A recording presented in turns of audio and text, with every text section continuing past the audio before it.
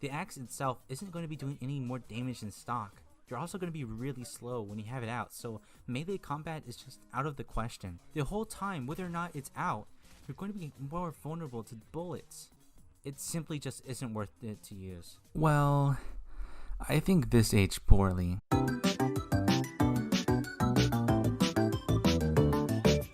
Howdy. While I was looking back on my videos for funsies, I realized I had put the Flagxe at number 2 in my worst tc2 weapons tier list. Turns out, I was completely wrong about it, and my feelings towards it has changed quite a bit. I feel really guilty about bad-mouthing this wonderful weapon, so I decided to make a video to make up for my mistakes.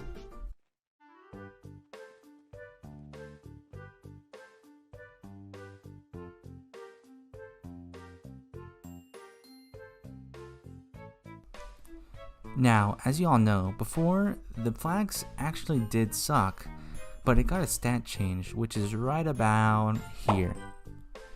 With upsides of +1 capture rate and 10% faster move speed while active, along with one downside being 10% added bullet damage vulnerability, the Flagxe is starting to look a little better. Despite this weapon is still a difficult one to use since it doesn't really have any obvious playstyle. It can be equipped for both Annihilator and Trooper, so it can get confusing when deciding how to use this weapon effectively. Luckily, you all have me to help you out, and I think I know where I want to start. The Flagxe for Annihilator honestly may have the most straightforward use between Annihilator and Trooper. Now, stick with me here. This might be a little hard to see, but I'll give you a hint. There's something the Annihilator can use to negate the one and only Flagxe downside. I'll give you 5 seconds to think of an unlockable that might do the trick off the top of your head. Did you get it? Well, it's of course the Bloody Bracer! The undoubtedly most forgettable Annihilator unlock, right next to the Galway Greaves. For good reason too. The Bloody Bracer is honestly the worst shield that can be used. But this is the one and only situation where it can be used, because it has an important stat we need for a Flagxe loadout. Plus 15% bullet damage resistance on wearer. This negates the Flaggex's only downside and gives a plus 5% bullet resistance after all is said and done. Obviously, we have the primary slot left open for use. Personally, I think the best option to go is to go on full Annie-Knight with the Squire Boots. Now you may be thinking, Jerome, why not just use the grenade launcher? Thank you so much for being a critical thinker, but the Squire Boots allow for the Flaggex's full potential to shine.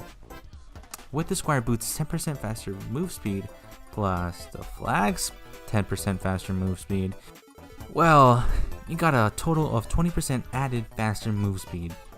This is only 1% slower than a Black Death Annie-Knight with 3 souls. Best of all, you don't even need a single kill to get the speed. So this right here is the definite best way to use the Flagxe on Annihilator.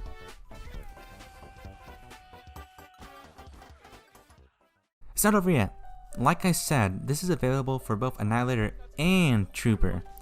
Trooper has a right to join in on this Flagxe fun. However, Trooper does not really have too many unlockables that complement the Flagxe. The loadout used for Annihilator was made by yours truly and was made to put focus on the Flagxe. Troopers can't just do that without being too memey.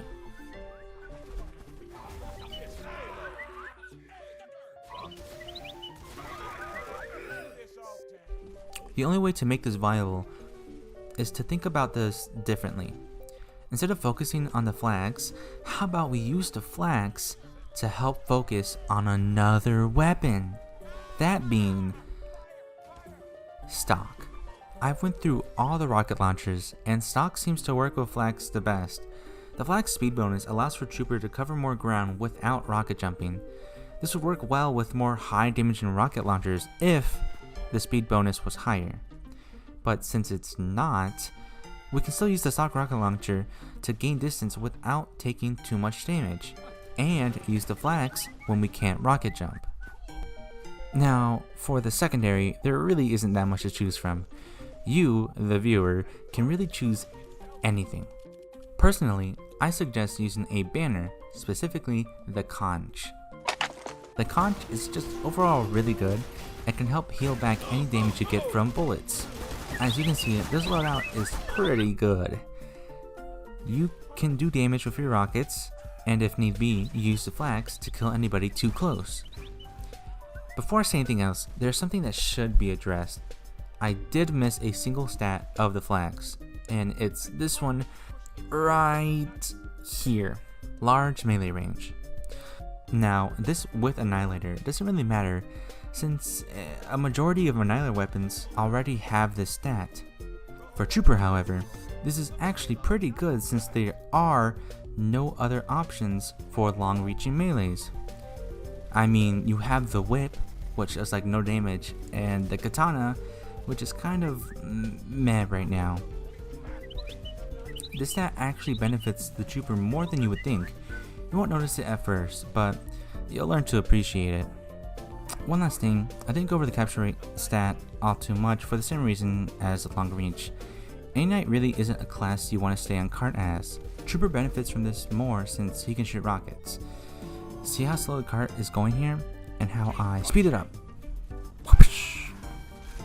And it can actually win games in some situations like this.